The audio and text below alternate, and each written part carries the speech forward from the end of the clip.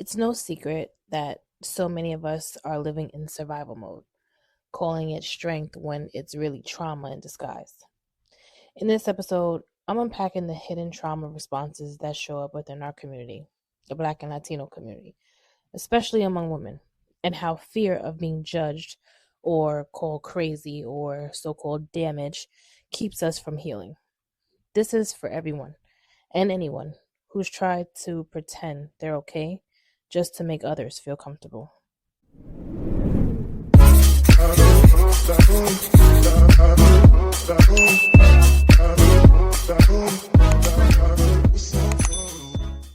Welcome back to the podcast, everybody. It's your girl, Shelly Nicole, with the Remedy Podcast. Hi, how are you? Good evening, good morning, whenever you guys are listening to this.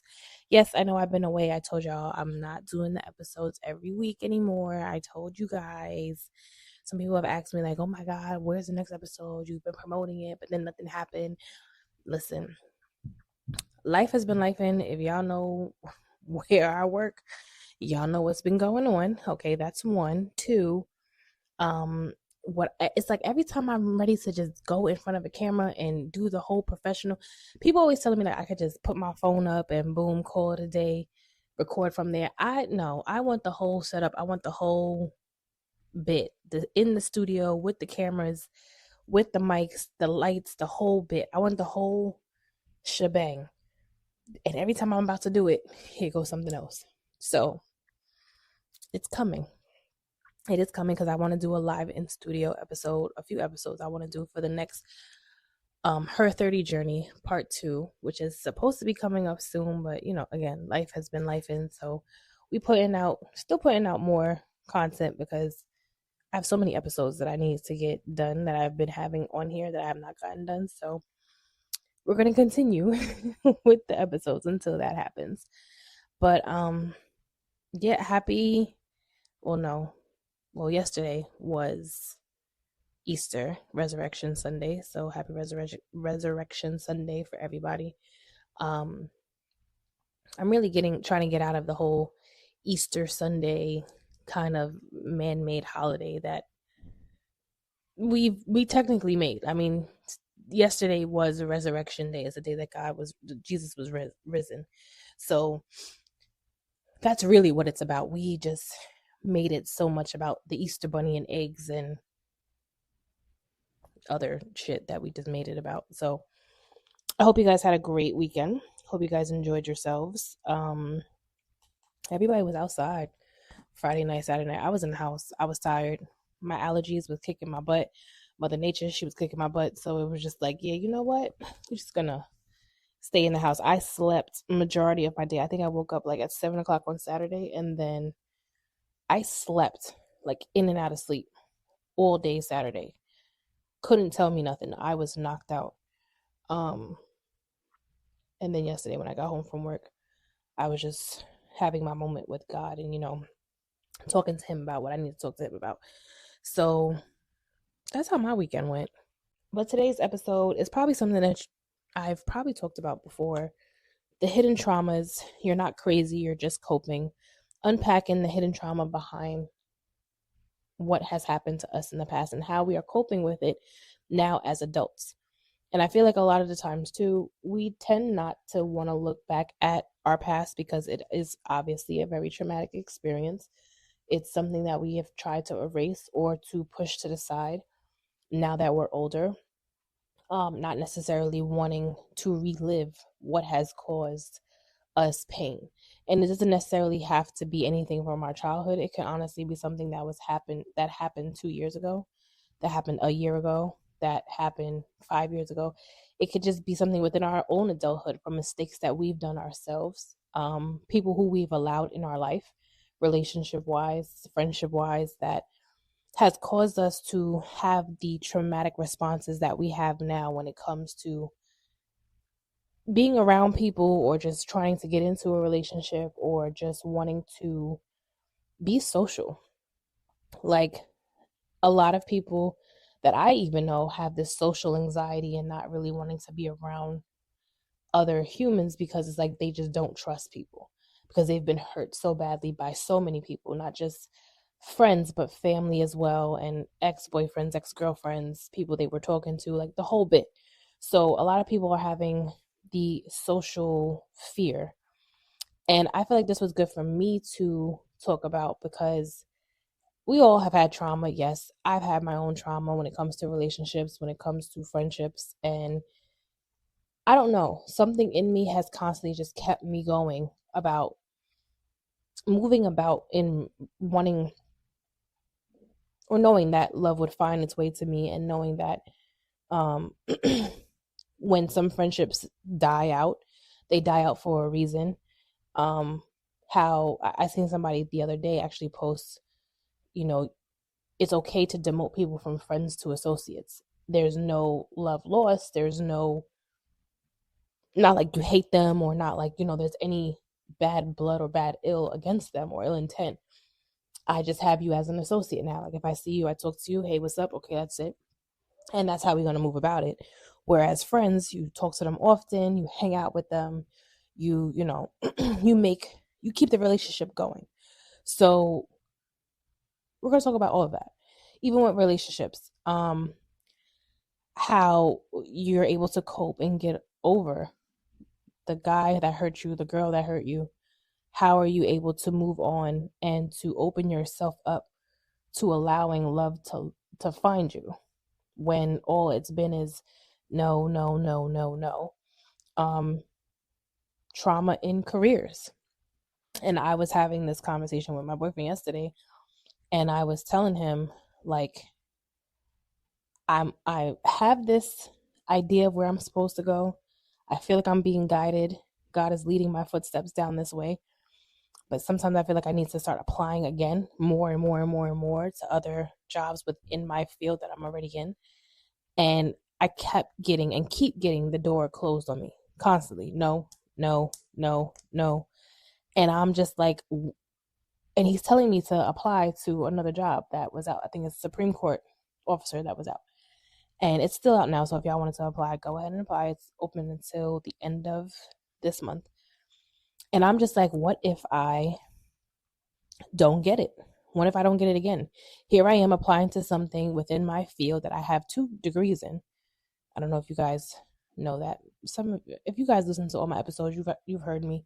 If you know me, then you know I have my 2 degrees in criminal justice already. And me having my degrees in this field, you would think you would be able to get the job after you pass the test, you pass the physical, you pass everything, and then it's still a no. And I'm telling him, and he's just like, well, apply for it again, because wonder if this is the yes. But I'm so traumatized by the no's that I've been getting over the last 8 to 10 years that I'm just like, yeah, I don't think so. I don't know if I want to do that, because I'm so tired of hearing no. And I know, like, people have heard no forever, for years and years and years, and it only takes that one time for it to be a yes. But how do we get over that? How do we cope with it?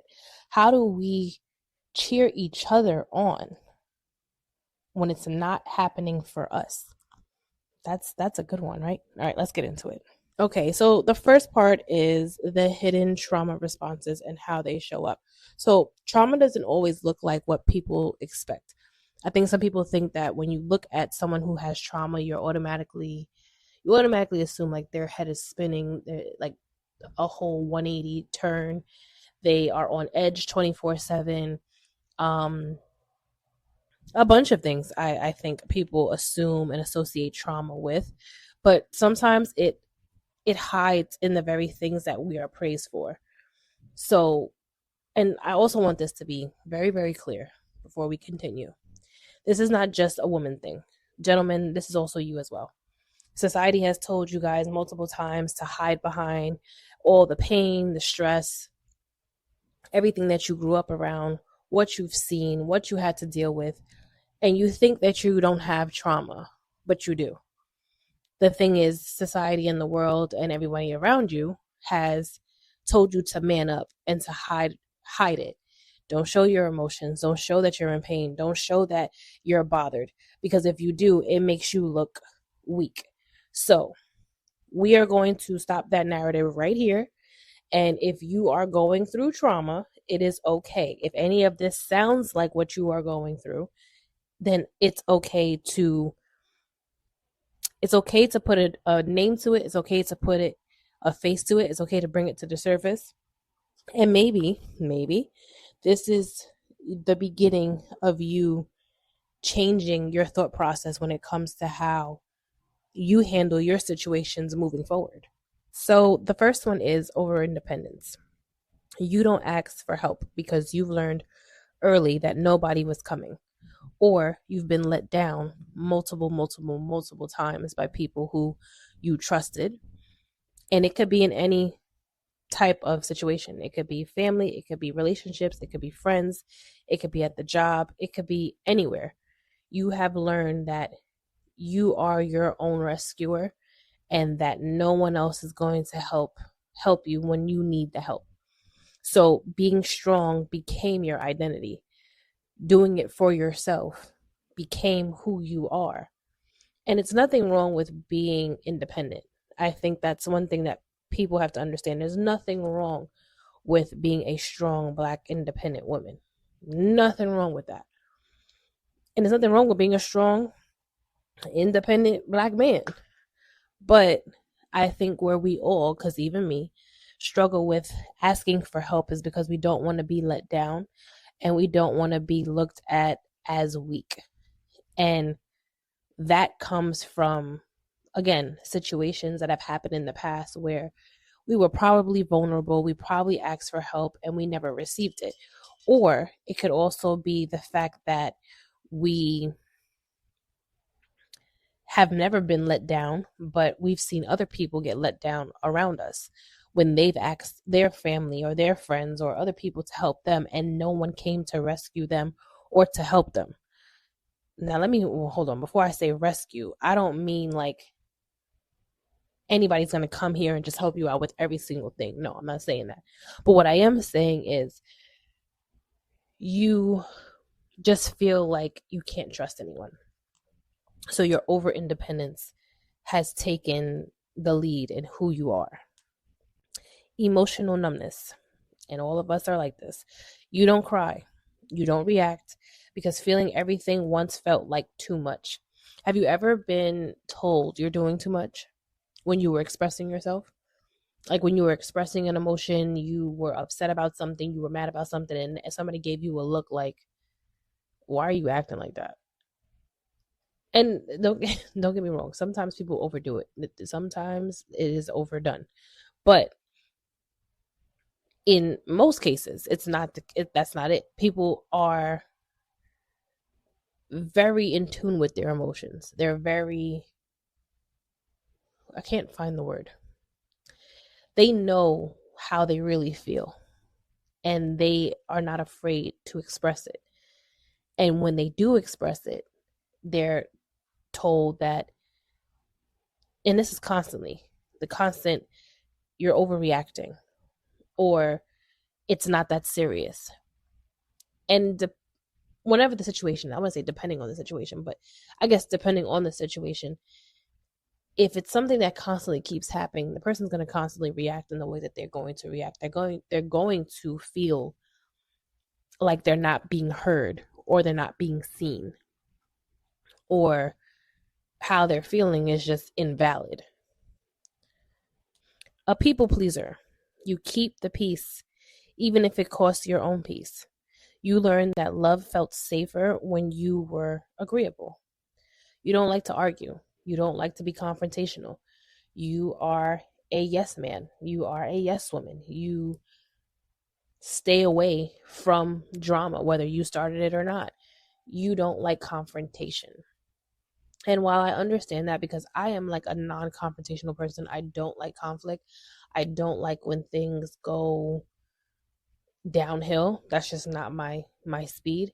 But I've grown to learn that a lot of times things can be said and you can get your point across without necessarily being a people pleaser. You can want peace, but also understanding that if it comes at a cost for your own, and if you feel like you're not at peace with yourself, or you feel like everything is just out of out of whack, I guess, or just not in order for yourself, you're doing everything just to make sure that person is okay. And that eventually is going to drain you. You have to stop doing that. And if you notice that you're doing that, you have to pull yourself back from doing that. Like, why am I so interested in making sure this person or these people are not mad at me? They're not thinking something, a negative thing about me. Let me make them happy and wanting to be around me all the time. That's not your job. It's not. Anger. In anger, I feel like everyone has a moment of showing the explosive anger, because it's not because you're just an angry person, but it's because anger became the only emotion that felt safe enough to express. Like, that was how you got your point across. When you tried to be calm, when you tried to be collective, when you tried to be understanding, and you tried to the slow, smooth, gentle talk, it didn't get, the point wasn't there. So you took it up a notch, sometimes 10 notches. And that's how it came out. With you shouting, with you having an attitude, the angry black woman stigma that is out there.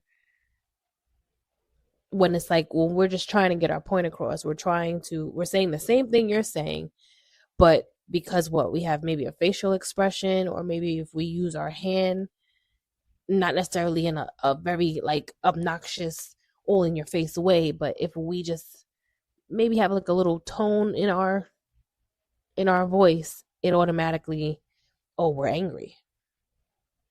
But maybe for some people, that was how they were only able to get it out. That was the only way that they were seen, is by expressing it in that way.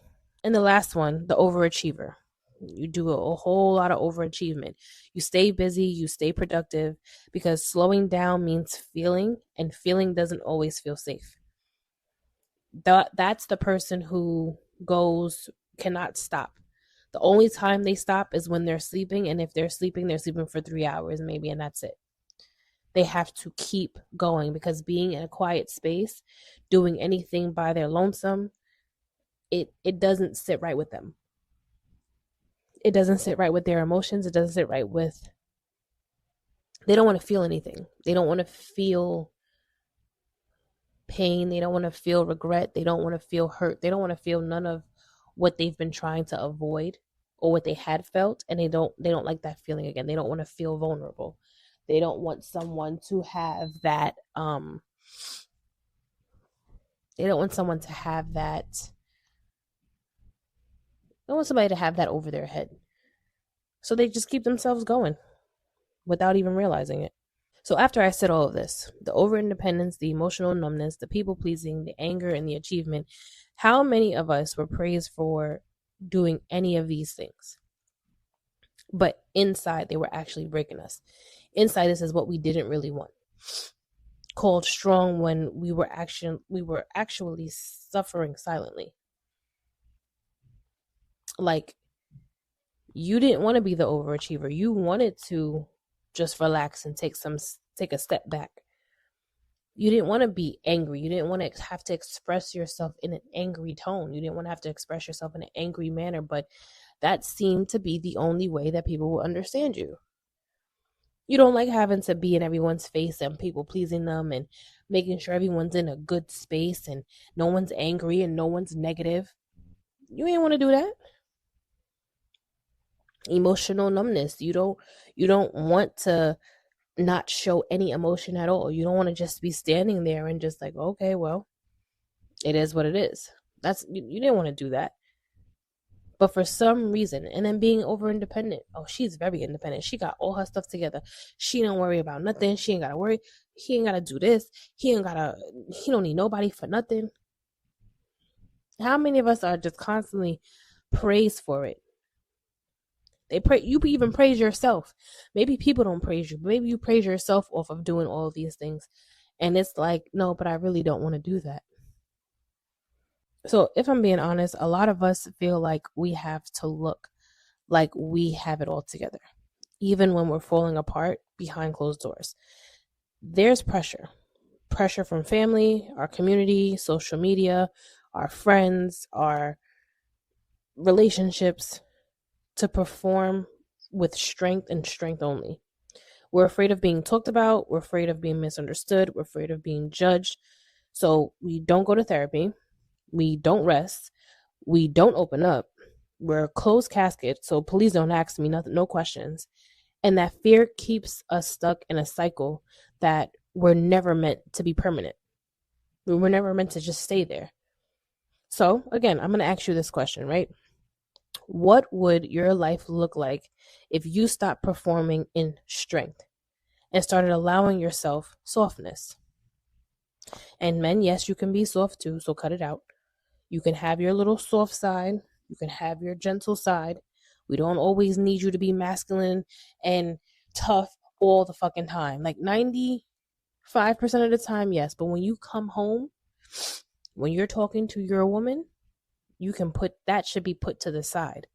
You should be able to lay that down. And if you can't lay that down, that's a topic for another day. We'll get into that another time. But again, I'll ask you this question. What would it feel like to still show up for others, even when the relationship hasn't happened yet, even when the career feels delayed, even when you're starting over while everyone else seems ahead, even when you feel like the outcast of your own family? Can you still choose you in those moments? Can you still feel like I'm going to make it, I'm worth it, and it's going to happen? Are you able to do that? Because I know sometimes it's definitely hard.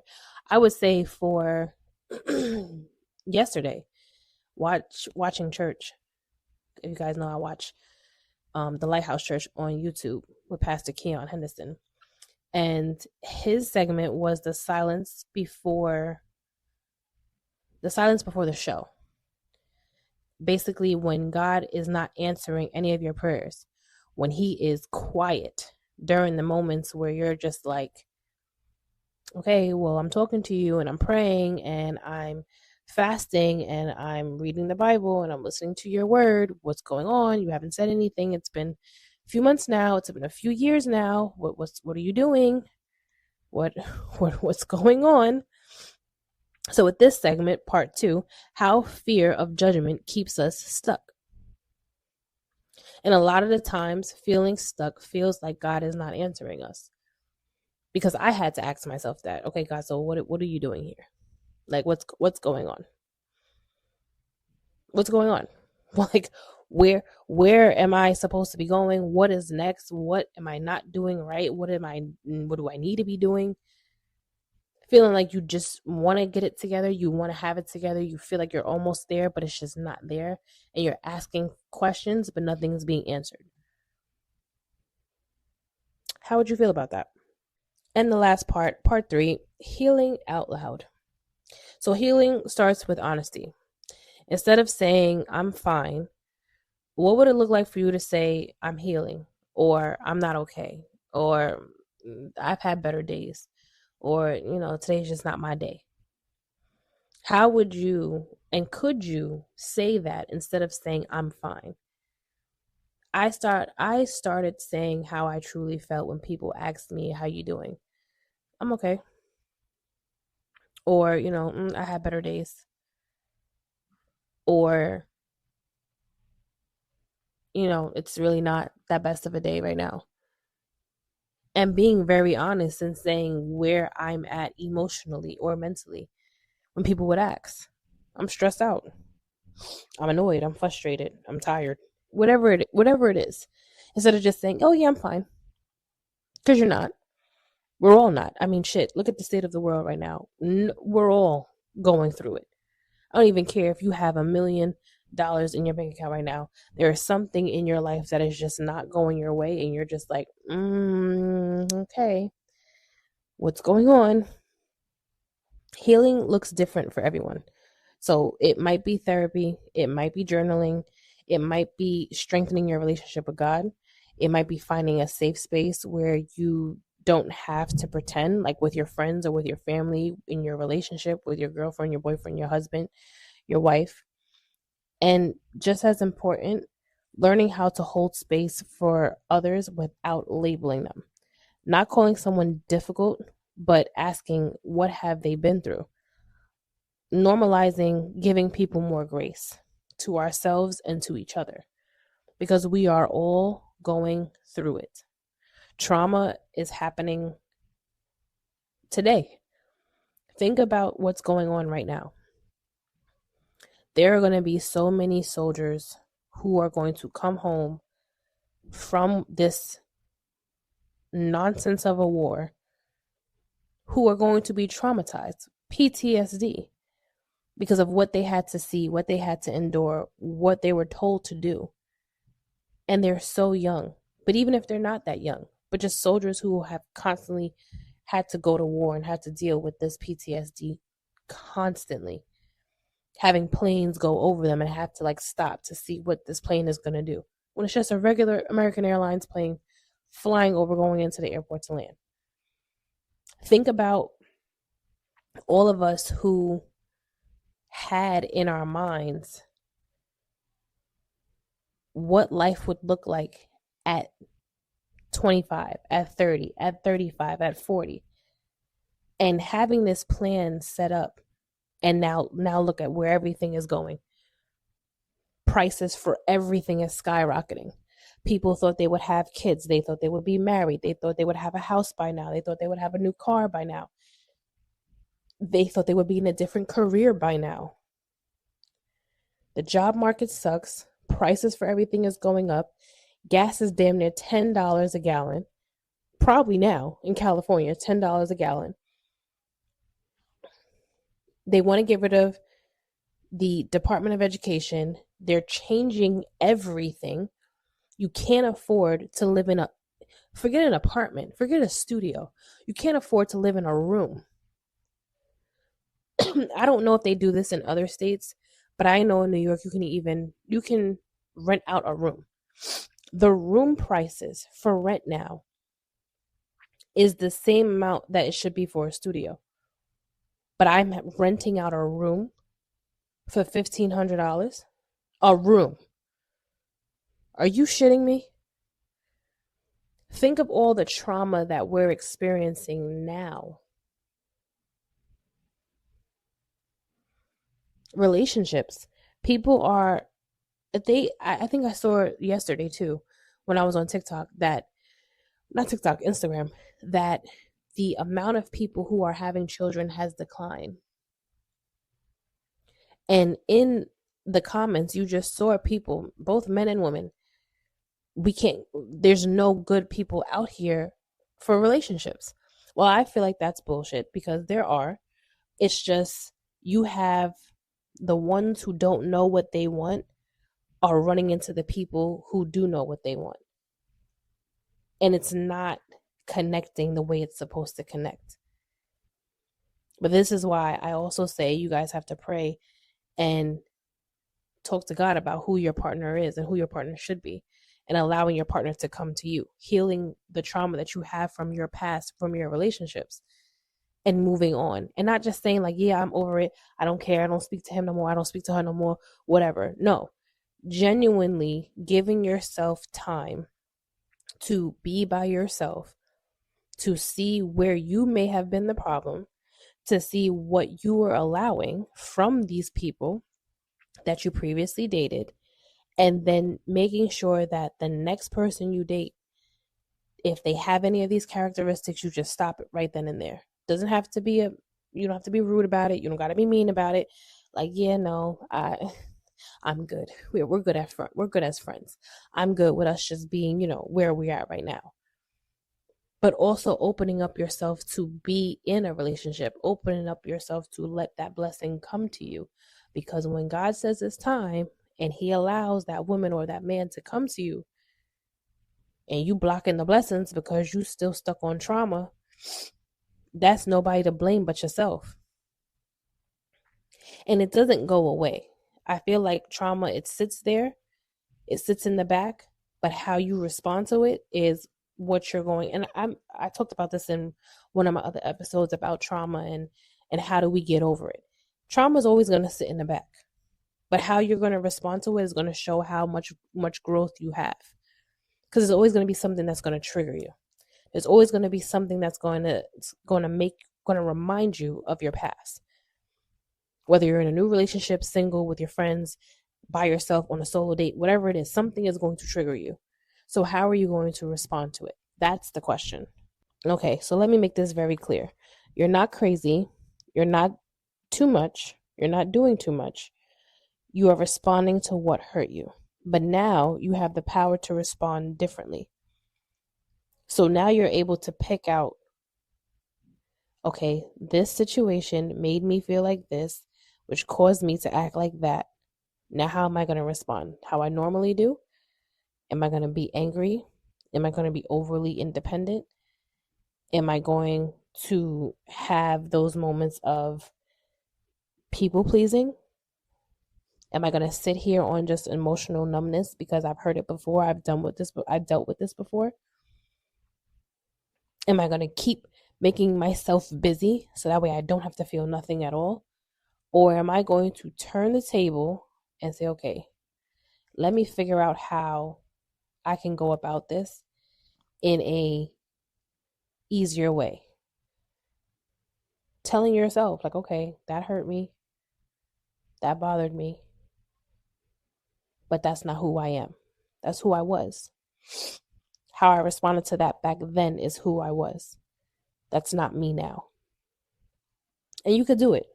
It takes time. Trust me, it does take time. It doesn't happen overnight. It's something that, I even have to tell myself now. Like, when I'm telling you, healing from trauma does not take one day to do. It doesn't just happen overnight. It takes a little minute.